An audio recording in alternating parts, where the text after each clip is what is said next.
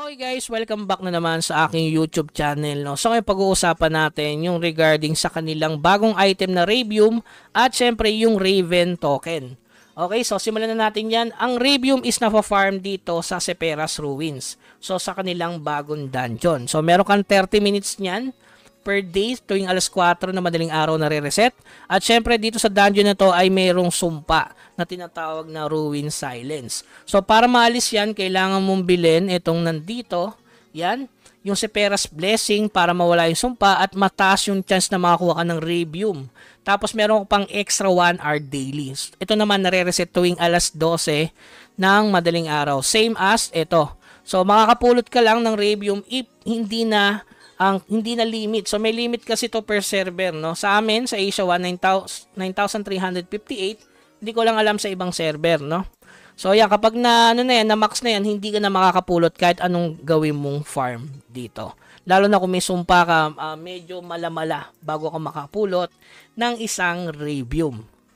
Okay, so saan ba ginagamit yung Ravium na yan, Kuya Bag? So ginagamit yan guys pambili ng plug.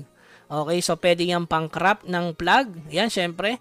Kapag na hanggang blue nakuha mo doon, jackpot yun. So random yung plug chest guys, may common, may uncommon, tsaka rare. So pag rare gusto mo maging epic, kailangan mo 2+7.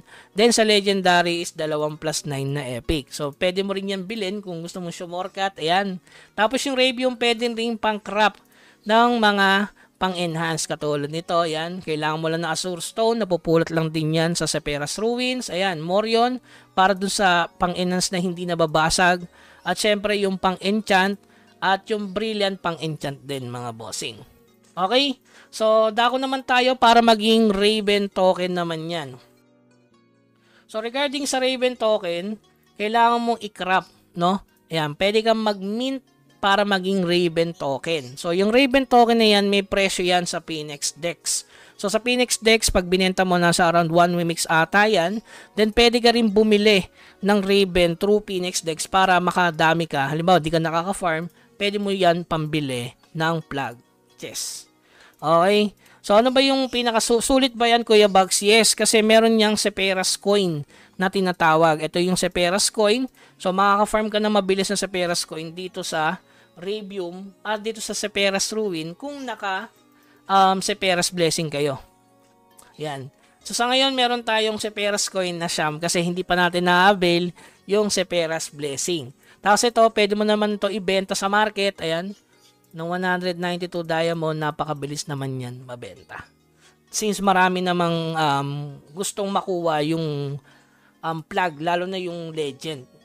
So kung titingin dito sa market namin, meron na benta ditong plug. Yung Ravium gear, pwede mo i-check. Tapos plug, tapos dito +9 yung nakaraan na benta. Ayan. Kung makikita mo, nabenta siya ng 950 dayas. Grabe, laki, no? Kaya yun, swerte kapag swerte ka sa pag-apps, swerte ka na lagi ka makakuha ng rare na plug. Yun, may chance ka makakuha ng epic. Para saan ba yung plug na yun? Para matanggal din kasi yung bagong dungeon nila, yung sumpa, dito sa sa Harpinon Sanctuary.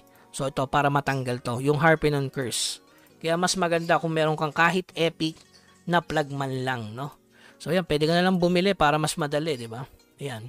So ito ay merong anti-curse doon. Ayan, no? Harpinon Curse Resistance 1. Okay? So yun lamang guys. Keep grinding. Huwag kalimutan mag-subscribe sa ating channel. Hanggang sa muli.